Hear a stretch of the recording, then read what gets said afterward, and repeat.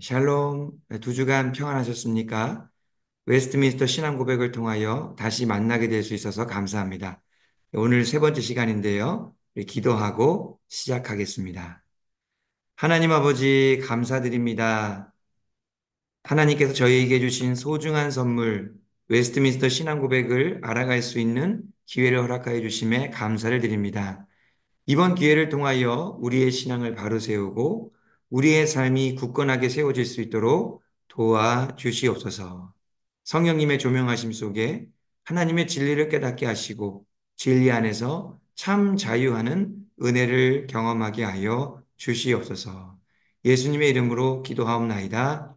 아멘.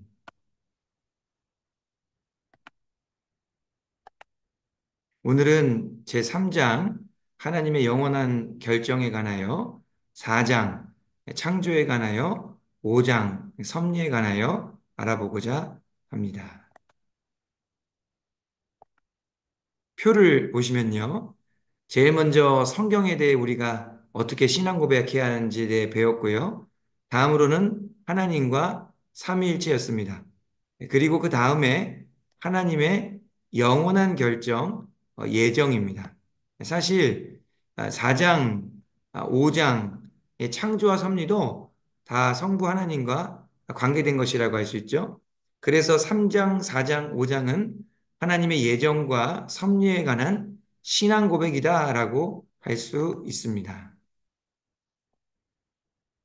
이제 그 하나님의 영원한 결정, 예정에 대해 살펴보고자 하는데요. 이 신앙 고백을 살펴보실 때에는 그 나누어 드린 헌법 프린트물과 성경책을 동시에 보시면 좋을 것 같습니다. 또한 중요 구절과 관련된 성경도 살펴보고자 하니까요. 함께 가지고 계시면 좋겠습니다. 먼저 예정이 무엇인지 1절의 형광펜으로 칠한 부분을 읽어보겠습니다.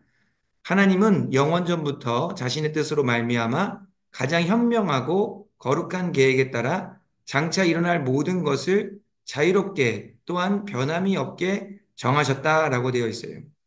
하나님께서 자신의 뜻과 계획에 따라 자유롭게 결정하신 것, 그것이 바로 예정입니다. 여기에서 중요한 표현은 자유롭게 또한 변함이 없게라는 것입니다. 이것은 하나님께서 어느 것에도 영향을 받지 않는 순수한 하나님의 뜻이라는 그 자유로움이 표현된 것이고요. 또한 변함이 없으신 신실하신 하나님을 나타내는 표현이라고 할 수 있습니다. 이렇게 보면 자칫 우리가 죄를 짓는 것도 그러면 하나님께서 정하신 것이냐라고 반문할 수 있는데요. 그래서 1절 중간에 보시면 그러나 하나님은 죄를 조성하지 아니하시고 피조물들의 의지도 부정하지 않으신다 이렇게 고백하고 있습니다. 쉽게 말해 죄는 하나님 책임이 아니라 피조물들의 책임이라고 말하는 것이지요. 예정과 관련된 대표적인 성경 구절은 주로 에베소서 1장과 로마서 9장에 나옵니다. 에베소서 1장 11절 말씀해 보니까 하나님은 모든 일을 그의 뜻의 결정대로 일하시는 분이라고 소개하면서 그런 하나님의 계획을 따라 우리가 하나님의 기업이 되는 예정을 입었다라고 말씀합니다. 구원을 받는 예정을 입었다는 것이지요. 로마서 9장 18절에 보니까요. 하나님께서 어떻게 하십니까? 하고자 하시는 자를 긍휼히 여기시고 또한 하고자 하시는 자를 완악하게 하신다 이렇게 말씀합니다. 이것은 하나님의 주권을 의미하는 것이죠. 그래서 예정은 하나님의 주권을 나타낸다 이렇게 볼 수 있습니다. 2절에 보시면 하나님은 모든 것을 다 아신다 이렇게 돼 있어요. 우리는 현재를 살아가기 때문에 미래는 알 수가 없죠. 그러나 하나님께서는 모든 것을 다 아신다라고 말씀하고 있습니다. 하나님께서는 우리의 과거와 현재와 미래를 다 아시는데 그것은 운명론처럼 정해놓은 것은 아닙니다. 하나님께서 우리의 구원은 정해놓으셨지만 우리 삶의 일거수일투족은 정해놓지 않으셨다라고 하는 것이죠. 운명론과는 다르다라고 이야기하고 있는 것입니다.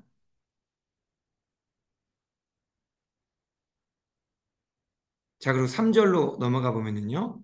하나님의 영광을 나타내기 위해 하나님의 경륜에 의해 어떤 이들은 영생으로 예정되었고 반대로 어떤 이들은 영원한 죽음으로 예정되었다라고 합니다. 하나님의 예정은 두 가지로 나눌 수 있는데 하나는 선택이고 하나는 유기입니다. 선택받았다는 것 자체가 선택받지 못하는 것이 있다는 것을 의미하는 것이죠. 이것은 예정이라는 것이 철저하게 하나님의 선택에 의해 결정된 하나님의 주권임을 나타내는 것이죠. 이 하나님의 주권이라는 것은 중요한 의미가 포함되어 있는데 하나님만 아신다는 거예요. 우리는 알 수가 없는 것이죠.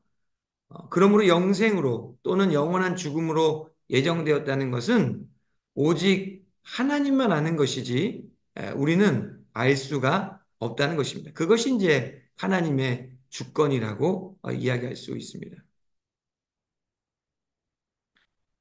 에베소서 1장에서 바울이 고백하는 내용들인데요. 바울의 이 고백이 예정론의 이제 기초가 된 것입니다. 그 맥락을 좀 살펴보면요. 바울이 가택연금 상태에 있었습니다. 감옥에 갇힌 것과 같은 상태죠. 감옥에서 서신을 쓰려고 펜을 잡고 자신의 지난 날을 되돌아보는데 자신이 예수 믿는 사람들을 박해하려다가 다메섹 도상에서 빛과 소리 가운데 예수님을 만나고 구원받고 변화되어 이제는 예수님을 위해 복음을 전하다가 감옥에 갇히게 되었다는 것을 다시 한번 생각하게 됩니다. 그런데 가만히 생각해 보니까 자신이 이렇게 구원받아 하나님의 일꾼이 된 것은 모두가 하나님의 뜻이었다는 거예요. 하나님께서 언제 이러한 뜻을 세웠는지 가만히 묵상해 보니까 창세 전에 이미 하나님께서 모든 일을 계획하셨다라고 고백하고 있는 것입니다. 그래서 4절에 창세 전에 자신을 택하시고 예정하셨다라고 고백하는 것이죠. 예정이라는 것은 구원받은 자들이 할 수 있는 것입니다. 구원받은 자들이 하나님의 주권적인 행하심에 감사하고 자신의 구원이 그 절대적인 하나님의 주권에 의해 이루어졌다는 것을 감격하고 기뻐하는 것이죠. 그것이 바로 예정이라는 것입니다.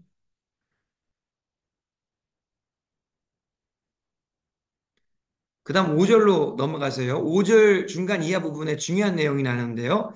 형광으로 칠해져 있는 부분을 보시면 이렇게 택하실 때 하나님은 그들의 신앙이나 선행들이나 또는 그들의 인내나 피조물 아래 어떤 다른 것을 하나님 자신의 결정의 조건들이나 원인들로 미리 보시고 한 것은 아니다. 이렇게 되어 있습니다. 이게 무슨 말이냐면 하나님께서 우리를 구원하기로 예정하실 때에 잘할 것 같아서 구원해 놓으면 열심히 할 것 같아서 그래서 구원하신 것이 아니라는 것입니다. 반대로 구원해 놨는데 속만 썩일 것 같아가지고 구원해 놓기는 했지만 잘하는 것도 없을 것 같아서 구원하지 않으시는 일도 없다는 것이죠. 예정의 궁극적인 목적은 오직 하나님의 영화로운 은혜를 찬양하기 위해서다라고 분명하게 언급하고 있는 것입니다. 그래서 이 부분을 에베소서 1장에서 정확하게 표현하고 있는데요. 이 6절 말씀에 있는 후반부의 내용이 1장 안에만 3번 반복되어 나옵니다. 뭐라고 합니까? 그의 은혜의 영광을 찬송하게 하려는 것이라. 왜 거저 구원해 주시는가? 왜 공짜로 예정해 주시는가? 도대체 크게 쓸모도 없고 잘하는 것도 없는 연약하고 부족한 우리를 왜 구원하기로 예정하셨는가? 그것은 바로 은혜의 영광을 찬송하게 하려는 것이다 라고 말하는 것입니다. 그래서 구원받은 자는 무조건 은혜의 영광을 찬양해야 됩니다. 언제까지 찬양합니까? 주님 다시 오시는 그날까지 찬양하는 것이 아닙니다. 저 천국에 가서는 더 열심히 찬양을 해야 하는 것이죠. 그 다음 8절로 넘어가서요. 이제 마지막 부분인데요. 이 예정이라는 것이 하나님의 주권적인 역사라는 것이 우리가 꼭 기억해야 될 것인데 이러한 예정을 깨달았을 때에 주어지는 효과들이 있습니다. 제가 이제 빨강색 동그라미로 표시했는데요. 이러한 효과들이 있다는 거예요. 확신하게 되고 하나님께 찬송과 공경과 동경이 일어나고 그뿐만 아니라 겸손하고 부지런해지고 또한 풍성한 위로를 얻게 된다라고 말씀하고 있습니다. 우리가 바울처럼 우리의 구원을 되돌아보고 묵상할 때에 하나님의 놀라운 은혜를 경험할 수 있게 된다는 것입니다. 나의 구원이 창세전에 예정되어 있다는 것을 깨닫게 될 때에 놀라운 유익들을 얻게 된다는 것이죠. 그런 면에서 예정론이 중요해요. 예정론 때문에 교파가 갈라지고 교단이 갈라지고 여러 가지 복잡하고 힘든 부작용들이 많이 있지만 그럼에도 불구하고 우리가 예정론을 강조해야 되는 이유는 그 예정론이 주는 중요한 효과들, 유익들이 많이 있기 때문인 것입니다. 그 웨스트민스터 신앙 고백은 제일 처음에 성경에 대해서 신앙 고백하고 그 다음에 하나님과 삼위일체에 대해서 고백했는데 그리고 그 다음에 예정에 대해서 고백하고 있습니다. 그것이 의미하는 바가 무엇입니까? 그만큼 예정이라는 것이 우리의 구원과 관련된 이 예정이라는 것이 우리의 신앙생활에 중요하다는 의미죠. 예정이라는 것은 하나님의 주권과 더불어서 하나님의 은혜라고도 바꾸어 쓸 수 있습니다. 하나님께서 행하셨기에 우리를 향한 하나님의 예정은 바로 은혜인 것이지요. 이렇게 해서 이제 예정을 맞춰보고 그 다음 우리 4장 창조에 대해서 보도록 하겠습니다. 형광으로 된 부분을 보시면요. 태초에 무로부터의 세계와 그 안의 모든 것을 즉 보이는 것이나 보이지 않는 것을 엿새 동안 창조하거나 만들기를 기뻐하셨다라고 되어 있습니다. 창조는 무로부터의 창조입니다. 무언가를 가지고 변화시켜서 개조해서 만든 것이 아니라 아무것도 없는 상태에서 하나님께서 창조하신 것이죠. 그러기에 창조는 시작이라고 할 수 있습니다. 가장 큰 시작인 것이죠. 그래서 창세기 1장 1절에 뭐라고 시작합니까? 태초에 가장 큰 시작에 하나님께서 천지를 창조하신 것입니다. 이 세상을 가장 먼저 시작하신 분은 바로 창조주 하나님이시라고 분명하게 언급하는 것입니다. 그런 창조주 하나님의 피조물들은 다 선하다 이렇게 마무리하고 있는데요. 여기서 선하다는 것은 좋다, 온전하다, 문제가 없었다라는 것입니다. 그런데 선하기는 했는데 문제가 생길 여지는 있었던 것입니다. 이 부분은 우리 또 다음 장에서 다뤄보도록 하겠습니다. 2절 중간 부분부터 좀 살펴보면은요. 2절에서 하나님의 창조에 대해 계속해서 신앙 고백하는데요. 특별히 이번에는 사람의 창조에 대해 언급합니다.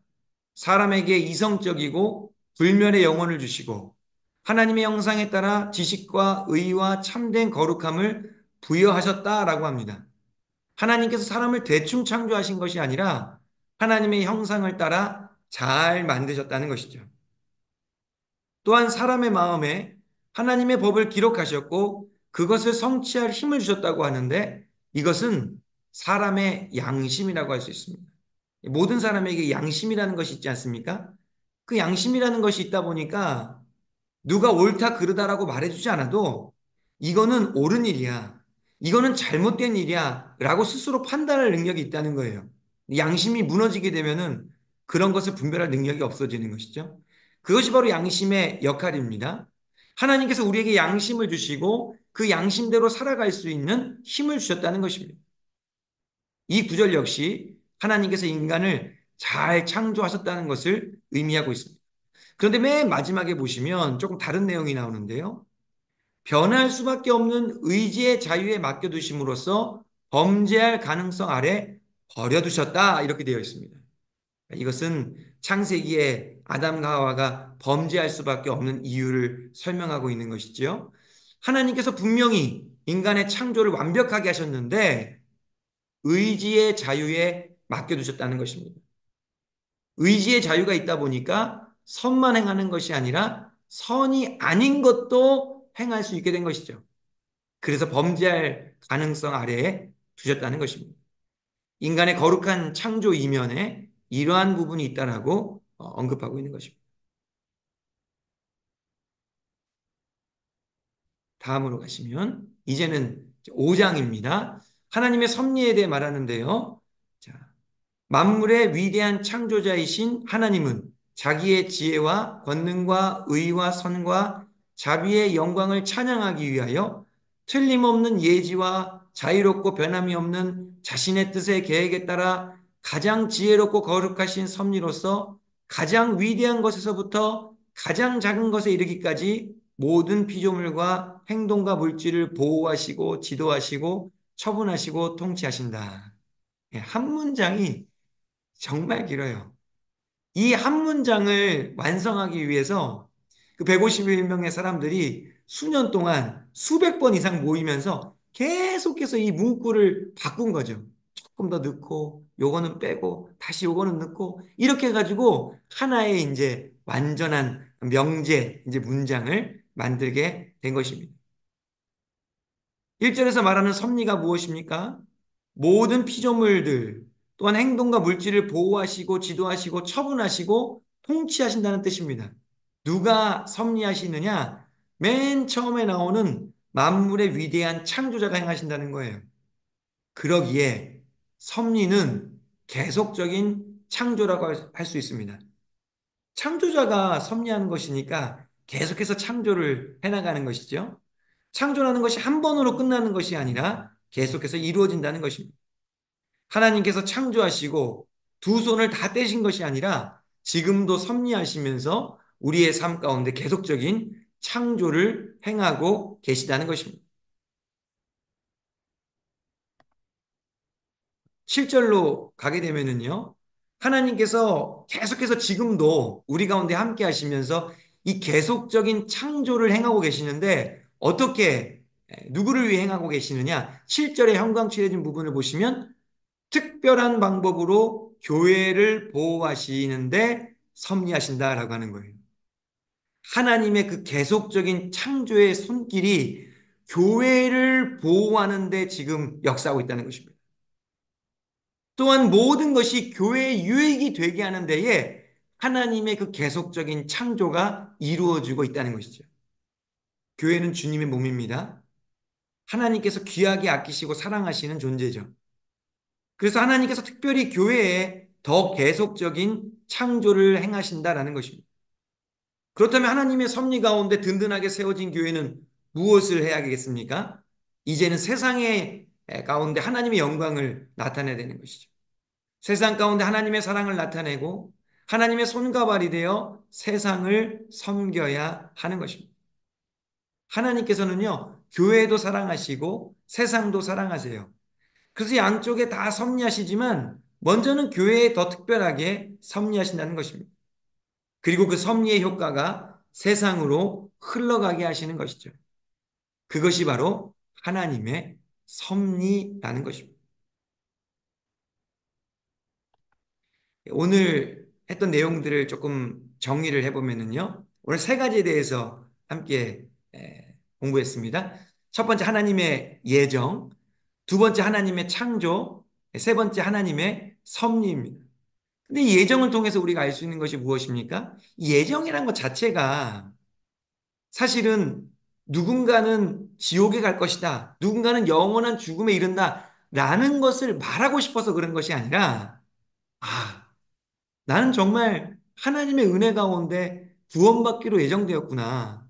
나에게는 아무 공로와 아무런 근거가 없는데 오직 하나님의 주권을 통해서 그 구원의 예정이 이루어진 것이구나. 참 감사하다라는 목적으로 이루어진 것입니다. 그래서 예정은요, 하나님의 주권을 떠올려야 되고요. 하나님의 은혜를 떠올려야 하는 것이죠. 예정을 통해서 구원받은 모든 사람은 하나님의 영광을 날마다 찬양해야 하는 것입니다. 또한 하나님의 창조는 무엇이었습니까? 무로부터의 창조였다. 가장 큰 처음이다. 태초의 창조였다라는 것입니다. 그리고 그 창조는 선한 창조였지만 그 의지의 자유 때문에 범죄할 가능성에 놓여 있었다라는 것을 기억하셔야 됩니다. 그러나 하나님의 섭리는 무엇입니까? 이 창조주 하나님께서 섭리하시다 보니까 섭리도 계속적인 창조다. 그런데 그 하나님의 계속적인 창조가 어디를 향하여 더 특별하게 이루어지느냐? 교회를 향하여 특별하게 이루어지고 있다는 것을 살펴봤습니다. 마지막 마무리를 좀 하려고 합니다. 오늘 3장, 4장, 5장을 통해 우리가 느낄 수 있는 것이 무엇입니까? 그것은 바로 하나님의 주권이에요, 주권. 예정도, 창조도, 섭리도 다 하나님의 주권입니다. 우리의 구원도 하나님의 절대적인 주권에 의한 것이죠. 그러기에 우리가 할 수 있는 일은 언제나 감사하고 기뻐하며 은혜의 영광을 찬양하는 일입니다. 하나님께서는 우리가 하나님을 찬양할 때 가장 기뻐하세요. 그래서 날마다 우리는 더욱더 우리에게 행하신 하나님의 영광을 찬양해야 하는 것이죠. 또한 하나님의 특별한 섭리가 교회를 향한다는 것을 기억하셔야 합니다.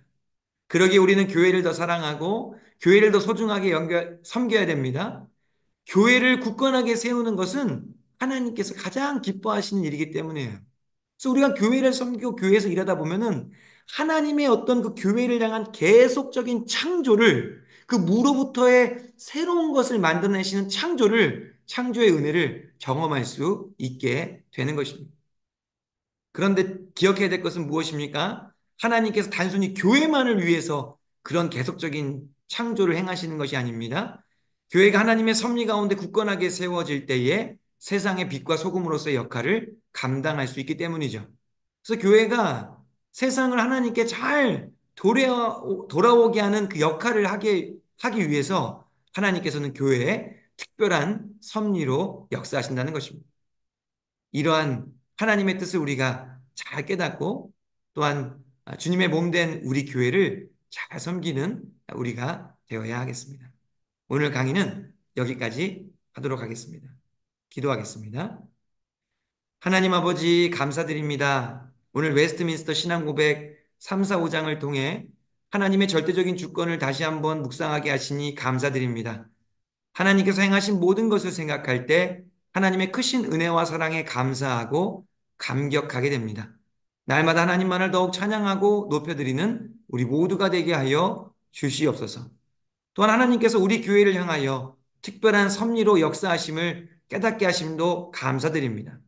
교회가 하나님의 뜻 가운데 굳건하게 세워져서 세상을 향한 빛과 소금의 역할을 잘 감당할 수 있도록 저희들도 하나님의 계속적인 창조를 위해 전심전력으로 기도하며 최선을 다해 섬기게 하여 주시옵소서.